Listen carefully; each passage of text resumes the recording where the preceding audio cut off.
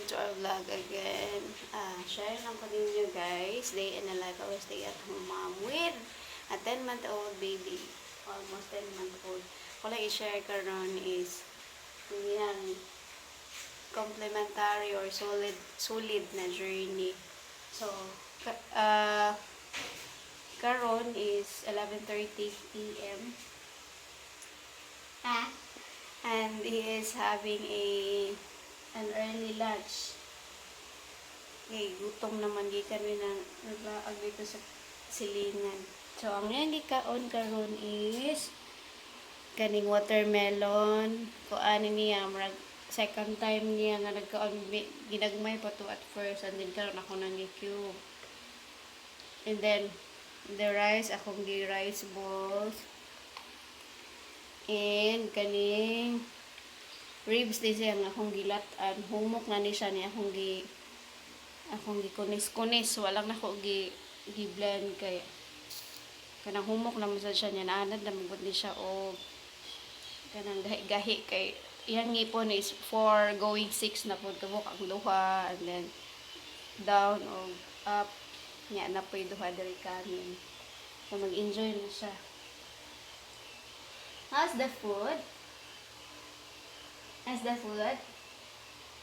Yummy? Yummy? And praise the Lord, kusog sa din siya mo inom og water mga mommies.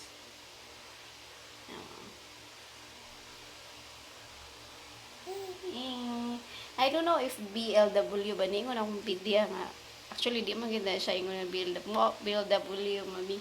Kanang mo dyan siya proper way of eating sa mga bata nga kuno nga kanang kuan na ba ibol na to kanang muka punit na bitaw. Inaanad lang ta nga kanang puree or lugaw pa ni kutsaraon pa gyud. Ani siya kung siyang gitry og mga 6 month pa siya, puree akong gihatag sa iya. And selected ra pud siya nga puree. Wala ko naghatag og kanang mga sugary nga like banana, mango. Wala pa try ko avocado kay season man to sa avocado. And kalabasa, mga carrots.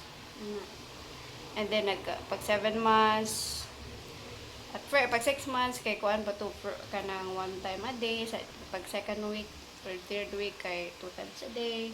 Pag 7 months na 3 times na siya. And kuan pagka 8 pero nagsugod na siya punit-punit gyud akong gipa-train o ganang kutsara nya kana punit karon running ko naman siya running 10 months ika 17 puhon. And di na siya ganahan kayo og hungitan, ganahan na siya magpunit-punit. Bantayan lang yan sa gid siya mga mamis kay di pa man siya ka-control good og daghan niyang ibutang sa iyahang so usahay ako i-interrupt na stop sa ako lingalingawon kay para makuan na looking at nahurot niya ang watermelon kay medyo tamis-tamis mo ng watermelon but ako lang gilimit ang tamis niya, wala pa pud kay din siya nakasuwag biscuit fried siya ganiya dito sa neighbor of breadsticks. Pero kabuok mo ganahan siya. But wala, ako lang gi-avoid pod ang biscuit. Usahay ka ng mga bread. Pag morning, ang iyang kuan, iyang food kay rice, dayon, broccoli, o scrambled egg in butter. Yan, makani ako nang gitry. Tihimo ata na ko ni siya sabaw. Nakalimot man ko. Nahimo, nahubas. Ani na lang siya. Ayaw ika. Ba, dili gid siya ingon mamis nga. All nga siya lang magungit. Asisan gid gyapon ako ni siya. Kay sa iyang ihungit, naamay kuan matagak. Siguro mga 30%. Masahod raman sa siya ani. Ani. So, ang akong kuan, kani akong, naa siya, kanang marag mo sahod, naa siya bid na sahod kay makuan naman, masahod naman niya. Usahay, Yarang kwaon sa katong nasaon niya kung kaon no bali. Na. Sabi niya it. Mama is talking.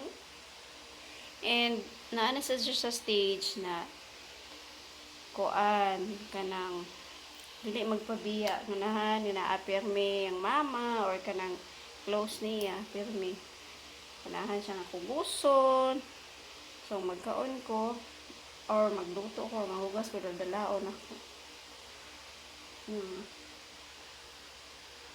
ni siya karo usually maligo ni siya og mga 8 or 7 before sa iyang morning kuan or after sa iyang morning nap at wala ni kaligo today kaya nakatulog nagbalik ka sa ako nakatulog mga 8 nakapin.